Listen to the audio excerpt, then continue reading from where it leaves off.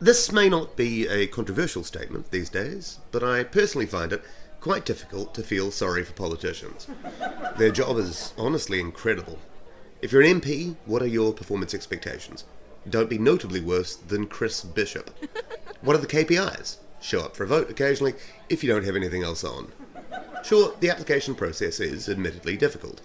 The interview panel consists of anything from hundreds to millions of people, depending on the role you're going for, instead of the conventional 3. But if you can bullshit your way through that, you're golden. I mean, it's a job in which you're pretty much set for at least 3 years, unless you get physically captured on tape, sexually harassing an intern, whose immigration papers you personally signed, while on a taxpayer-funded trip to South America, researching a governmental white paper on cocaine. In conclusion, best up the nose. Gums are fine. Otherwise, you don't really have to know anything or do anything. And if you manage not to do anything enough, then you'll probably be asked to stick around for another 3 years of not doing anything. I mean, no jokes, that is my ideal employment situation. But you know, all the rest of us, the voters, we're actually the employers here. And that is what we expect from our politicians. Nothing. Now, I manage 14 people. If they turned up to work on day one and I said, so here's what I expect from you as an employee. To be shiftless and lazy, frequently embarrassing to our brand, and possibly corrupt. I might not like it, but that's what you are. Now get to it, team! I mean, I couldn't really blame them if they didn't live up to those expectations. Now, of course, people can take things a little too far.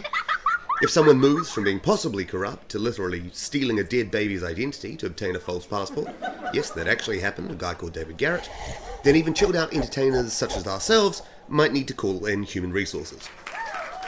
And that's the PM. At the moment, God protect us, Chip Hip Hips is essentially the HR department for our entire country. You find out Kiri Allen's been boozing and cruising, it's the fearsome Chris you get in to have a firm word. I like to think that such interviews are conducted with a kind of strange mystical intensity. Kiri enters the big office to find the curtains closed, the overhead lights switched off, and that she's encircled by flickering, rough-hewn candles and arcane runes. Cross-legged on the floor, his big dumb face obscured by a heavy black hood, sits Hop Hip Chris. Without speaking, he lifts an arm, holding out a breathalyzer, and waves it mystically in Alan's direction. If it explodes spontaneously in his hand, she's gone. If not, she lives to not give much of a shit another day. As a penance, she goes right next door to Grant Robertson's office, to wail continuously for 14 days and nights about what a big smart money man he is, and how little he reminds anyone of Mr. Toad if instead of stealing motor cars, he had eaten Badger, Mole and Ratty. Sadly though, this kind of thing very rarely occurs. Instead, Cross Pop Hops, or whoever the current PM happens to be, is mainly called upon to conduct periodic performance reviews. Right, so you're the Minister for Housing. You built any houses yet? No. Have you said anything really super racist while not building any houses? No. Or, depending on the party you work for, yeah. Been caught fraudulently claiming accommodation allowance, Bill English, on more than a handful of occasions.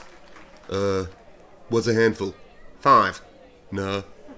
Great, that's your performance review over. See you in 2027. And again, I want to make it clear, I do not blame these guys. If the entire job description, written by us, for an MP reads, be a useless cunt, if anything, we probably owe most of them a pay rise.